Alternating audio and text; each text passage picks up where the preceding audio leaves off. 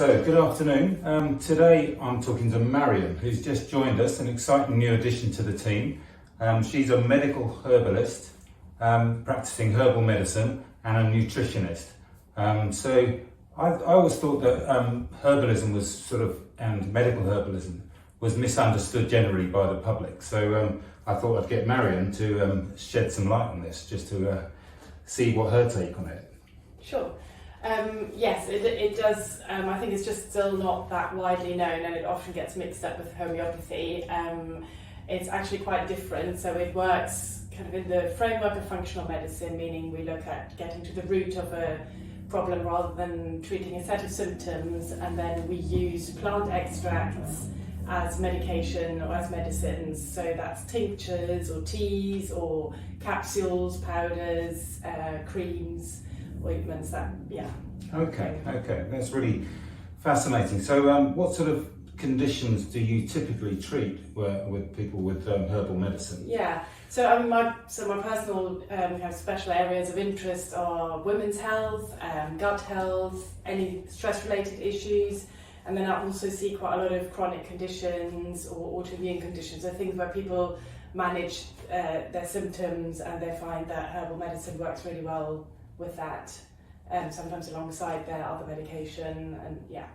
Okay, because I don't need somebody, because some sort of conventional medicine is actually from plant extract, like aspirin is from salicylic acid, I believe. That's right. And then digoxin, which is a heart medication, is from the foxglove, is that right?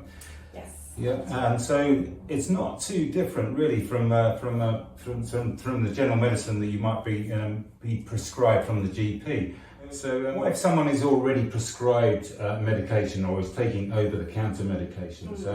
How do you deal with that? So I always take that into account. So we'd always check for any contraindications, because sometimes there are herbs which you can't take alongside other medication. But generally, herbs work quite well alongside other medication and can be used at the same time, but I will always make sure it's all safe and take into account any prescriptions. Brilliant. And is there an age restriction on prescribing herbs for from a medical point of view? Not really. So that's kind of the good thing about herbal medicine, is that it's really suitable for all ages, and you might just use slightly different preparations. So for a very young child, I might not use tinctures because they are alcoholic extracts. But I might use teas in a more concentrated form, for example, or powders. But yes, it's that there are herbs that are suitable for all ages. Okay, yeah, interesting.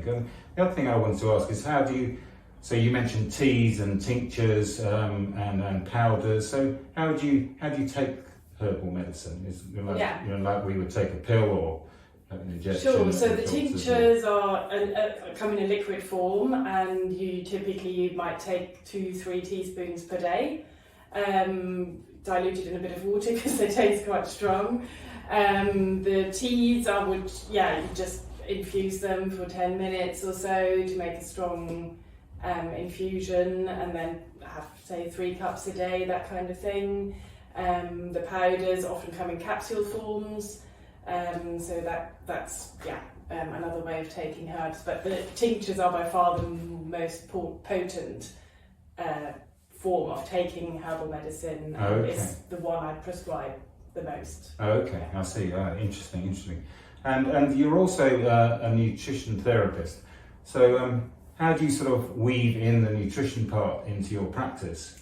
So the two work really well together, and in fact I would say the herbs work a lot better alongside nutrition, because if you're putting the herbs into a good environment, say if you've already worked on your gut to make sure that absorption is good, that your detoxification, elimination works well, then the herbs work much better as well. So often with a condition, as well as deciding what herbs might help the person, I will also look at their nutrient status to see if there's anything missing from their diet, which might help as well to help them to feel better. And so kind of when you come and see me, you usually go away with a nutritional plan, so a load of recommendations as well as a herbal prescription. Okay, yeah, that sounds good. So it's quite a holistic approach to medicine. You mentioned functional medicine. Yeah. And I know that takes into, looking at the whole body, not just the condition, but how the,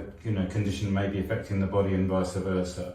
Absolutely. So there are various, conditions that you treat regularly, like you said, hormonal imbalance and women's health and stress and gut-related issues. So, it's just something to think about. If you're struggling with any of those, to come down to the Vale practice and introduce yourself to Marion.